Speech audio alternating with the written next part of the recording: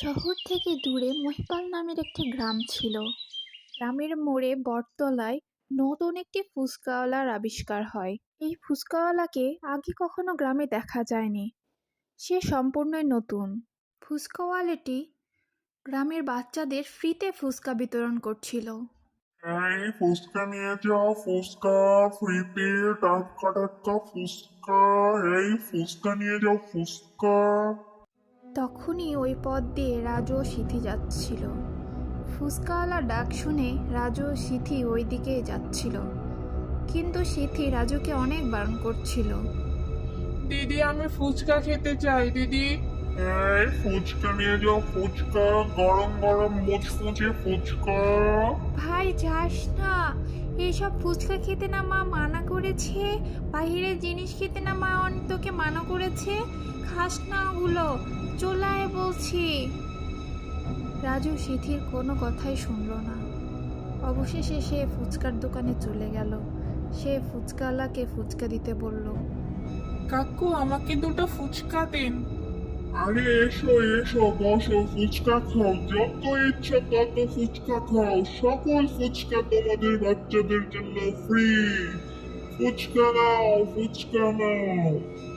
রাজু খাস না তো ফুচকা, তা আবার ফ্রিতে ফুচকা, এত খেলে তোর পেট খারাপ করবে, খাস না, চল এবার বাড়িতে চল। রাজু সিথির কোনো কথাই শুনল না। সে অনেকগুলো ফুচকা খেলো। ফুচকাওয়ালা সিথিকে বলল, এই মেয়ে, তুমিও ফুচকা খাও, টাকা দিতে হবে না, ফ্রিতে ফুচকা নাও, বেশি বেশি ফুচকা খাও। সিথি কোনো কথাই বলল না, চুপ করে দাঁড়িয়ে রইল।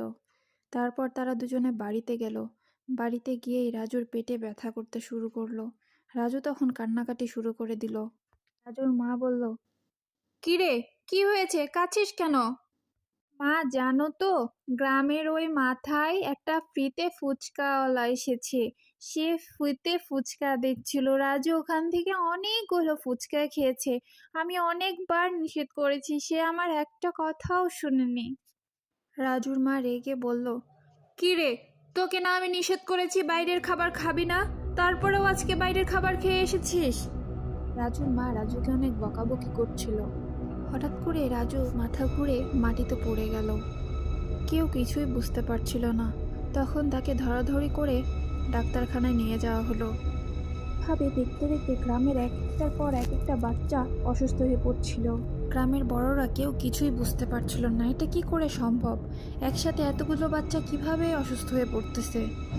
এসো বাচ্চারা, বিনামূল্যে ফুচকা খেয়ে